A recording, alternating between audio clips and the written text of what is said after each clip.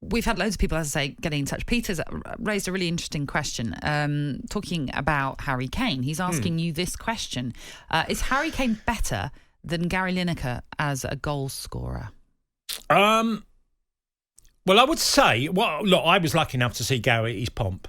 Gary was unbelievably quick. I mean, like lightning. The quickest player I'd seen in football. I remember watching him at the 88 Euros and thinking, wow, Lineker, you ain't getting him if he gets half a yard on you. And he was a fantastic predator.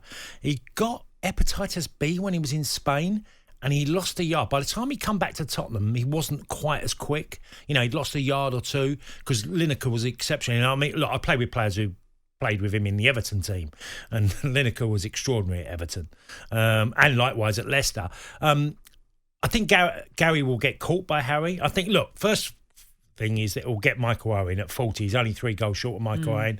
Then he's got other challenges in front of him, Jimmy Greaves in the mid-40s, and then obviously getting to Rooney. Now, he's going to be very close because he's 27, he's 28 in July. What I would say is that they have very different qualities, Lineker and Kane. Kane, for me, would be more of a team player in setting the play up more, looking to drop into areas. Gary would never have dropped into areas like Michael Owen wouldn't. Michael Owen wasn't comfortable dropping deeper to receive the ball. He was always wanting to go the other side of you. Gary wanted to get on the shoulders of defenders. Why? Because he was brilliant at it, and also he got a lot of goals doing that. And he got across people. You know, is that because to turn? You mean to turn off? Yeah, he wants to get the other side. He wants a defender running back to his own goal because Lineker was going to get the better of him. But he was also great at getting across bodies in the 18-yard box. Lineker, I would say, just Harry's more of a team player. I think if you want to make more of a comparison, I think Harry Kane is similar to Shearer. You know, Shearer didn't rely on pace. Fantastic in the air, probably slightly better than Harry in the air, although Harry's very, very capable, as we're seeing. But they'll shoot from distance. I mean, that effort last night, that would have been his hat-trick, that's Alan Shearer.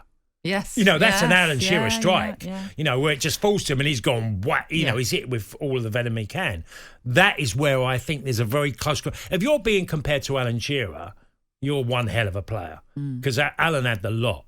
Again, injuries affect him. And again, like Harry, he had loads of injuries, like Shearer's had loads of injuries during his career because that slowed him up. But Harry's very capable of playing till he's 33, 34. So, you know, different. I mean, saying is he better? I think he's better slightly for a team.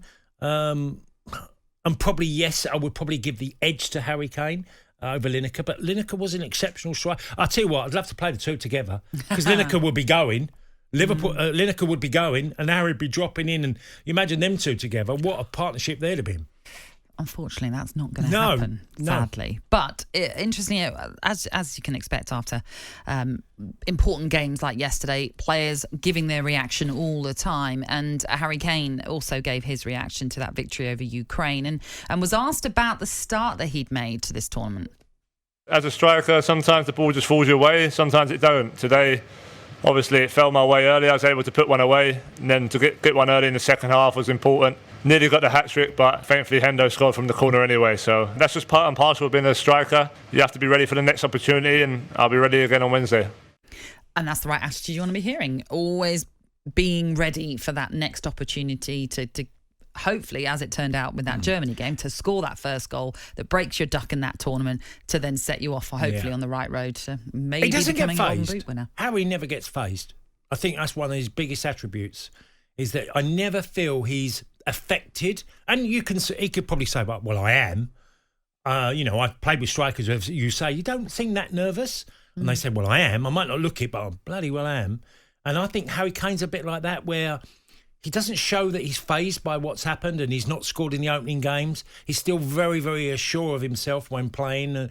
And look, when, like you said, when it drops, he wants to be the one on the end of it. He wants to be the one that's going to have the chance to score. I mean, the first goal was a great goal. Raheem's run, a little toe poke. Harry Kane knew exactly what he's going to do. And as he's read the situation, he's got the other side of the back line and had a toe poke to make it, you know, literally 1-0 to England. That is a great striker goal.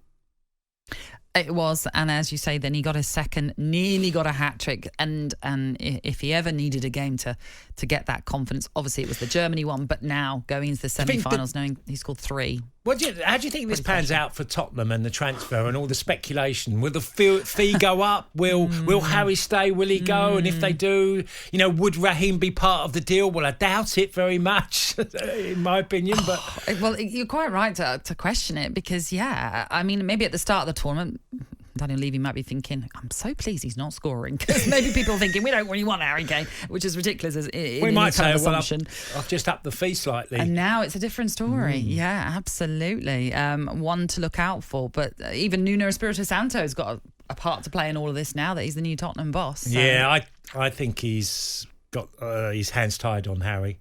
I think if a player comes to you and he's made it quite clear his desires, Harry, that he wants to go and win trophies, I just don't see what they can do. It's whether they end up falling out at the club, if it becomes a big problem between Levy and Kane.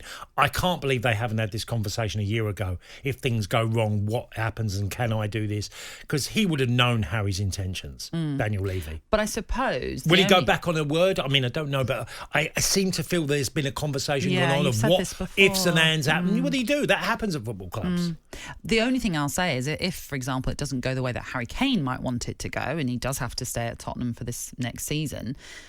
He's got that World Cup to think about. He wants to be playing. He wants to be, scoring goals, having, being in good form, heading into a World Cup that is obviously the start of next season, not the season coming.